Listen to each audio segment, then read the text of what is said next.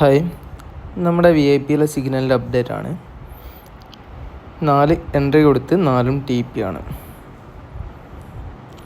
പിന്നെ നമ്മളെ മാർക്കിംഗ് പോയിന്റുകൾ മാർക്ക് ചെയ്ത് കൊടുക്കുന്നത് ഇതിൻ്റെ മുൻപ് ആ എൻട്രി ആ ഏരിയയിൽ വന്നാൽ എടുത്തോളാൻ പറഞ്ഞിട്ടുണ്ട്. ആ ഒരു ഏരിയ ഓൾറെഡി ആദ്യം മാർക്ക് ചെയ്ത് കൊടുത്തതാണ്. അവിടെ വരികയാണെങ്കിൽ എടുത്തോളാൻ പറഞ്ഞതാണ്.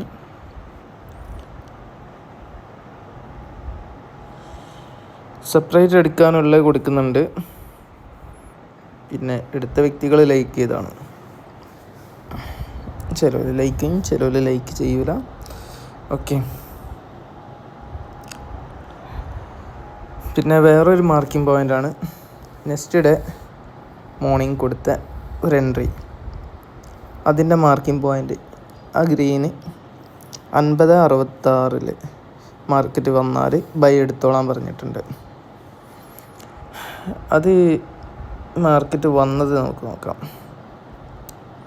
മാർക്കറ്റ് വന്നത് 1 മിനിറ്റിൽ അത്രയും ഒരു, അതായത് 84 എന്നുള്ള 1 മിനിറ്റിൻ്റെ വിക്കടിച്ച് 66. അതായത് 200 പിപ്പാണ് ഒറ്റയടിക്ക് വന്നത്. അതൊക്കെ ഇത് നമ്മൾ ഓൾറെഡി പറഞ്ഞതായതുകൊണ്ട് ആ ടൈമിന് മാർക്കറ്റിലുള്ള വ്യക്തികൾ ലൈവിൽ എൻട്രി എടുക്കുക. നമുക്ക് പറയാനുള്ള ടൈം ഗ്യാപ്പ് പോലും കിട്ടൂല. ഞാൻ എൻട്രി ഇട്ട്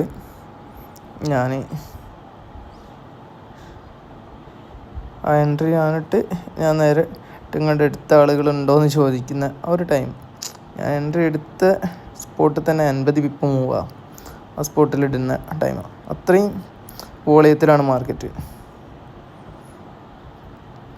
ഓക്കെ, ഇങ്ങനെ കൊടുക്കുന്നൊന്നും എന്താ പറയുക, ഇങ്ങനെ കൊടുക്കുന്ന എൻട്രീസ് ഒന്നും ഈ ലിസ്റ്റിലേക്ക് വരുന്നില്ല കേട്ടോ.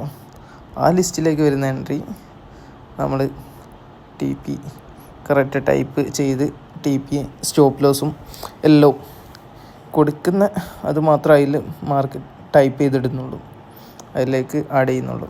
ഇതൊക്കെ സെപ്പറേറ്റ് സെൽഫായിട്ട് എടുക്കാൻ നമ്മൾ സ്വന്തമായിട്ട് ഒരിടത്തൊരു എൻട്രി എടുക്കുന്ന ടൈമിന് അവർക്കൊരു ഡയറക്ഷന് വേണ്ടിയിട്ട് അതിനു വേണ്ടി കൊടുക്കുന്നത് മാത്രം.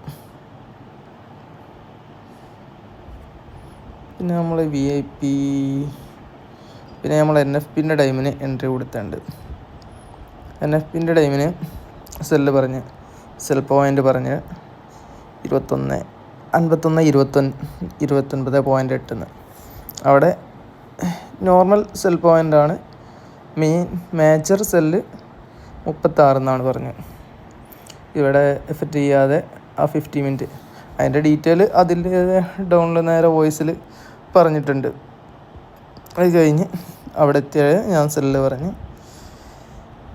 ഇതുപോലെ സ്റ്റോപ്പ് ലോസ് TP അത് പറയുന്നത് മാത്രമേ കൊടുക്കുന്നുള്ളൂ. ഇതിൻ്റെയൊക്കെ എൻട്രി പോയിൻ്റ് 29 എന്നാണ്.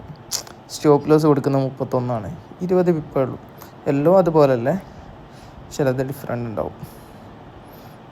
അതൊക്കെ ഫുൾ TP ആണ്. അത് മാർക്ക് ചെയ്ത പോയിൻ്റുകൾ. ഈ ഒരു പോയിൻ്റ് നേരത്തെ വന്നതും കാണാം.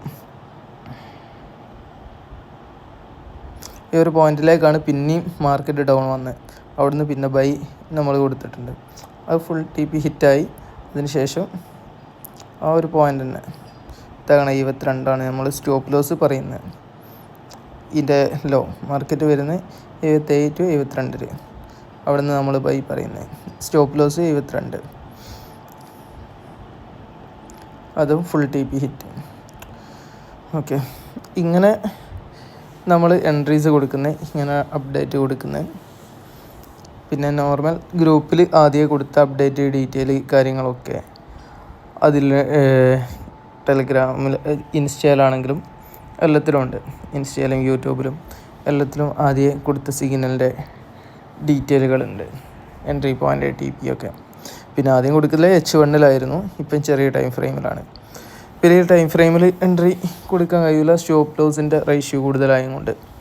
മാക്സിമം ഒരു 60-70 പിപ്പ് ആ ഒരു ലെവലിലേ നമ്മൾ എൻട്രീസ് കൊടുക്കുന്നുള്ളൂ.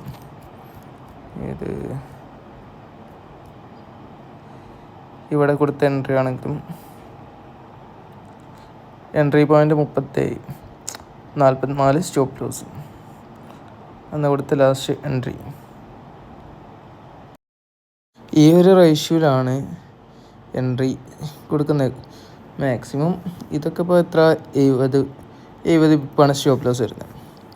ചിലത് 70 ഉണ്ടാവും, മാക്സിമം പോയാൽ 50 വിപ്പ്. അത് അത്രയുള്ളത് കൊടുക്കാൻ നിൽക്കാറില്ല. ഒന്നെങ്കിൽ 60 വിപ്പ്, 50 വിപ്പ്, മാക്സിമം 1 മിനിറ്റിൻ്റെ ഹൈ അതാണ് കൊടുക്കൽ. അതാകുമ്പോൾ 30 വിപ്പൊക്കെ അധികം ഉണ്ടാവാറുള്ളൂ. ഓരോരോ ഡയറക്ഷൻ വെച്ചിട്ട് ഓരോ എൻട്രീൻ്റെ അനുസരിച്ചിട്ട് സ്റ്റോപ്പ് ലോസിൻ്റെ റേഷ്യോ മാറും. പിന്നെ കൂടുതൽ വലിയ സ്റ്റോപ്പ് ലോസ് ആണെങ്കിൽ എൻട്രി കൊടുക്കാറില്ല. ഓക്കെ, അതാണ് നമ്മൾ ചെയ്യുന്ന രീതി.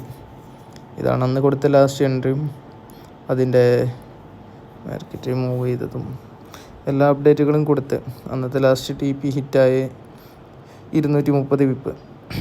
അതാണ് ഇതിൽ നമ്മൾ അപ്ഡേറ്റ് കൊടുത്തത് ലാസ്റ്റ് 4th TP. ഓക്കെ, വാട്സപ്പിൽ ഈ നമ്പറിൽ അഡ്മിനെ ബന്ധപ്പെട്ടാൽ മതി. ഡീറ്റെയിലൊക്കെ പറഞ്ഞു തരും. അന്നേരം നെക്സ്റ്റ് വീഡിയോ ആയിട്ട് കാണാം. ഓക്കെ.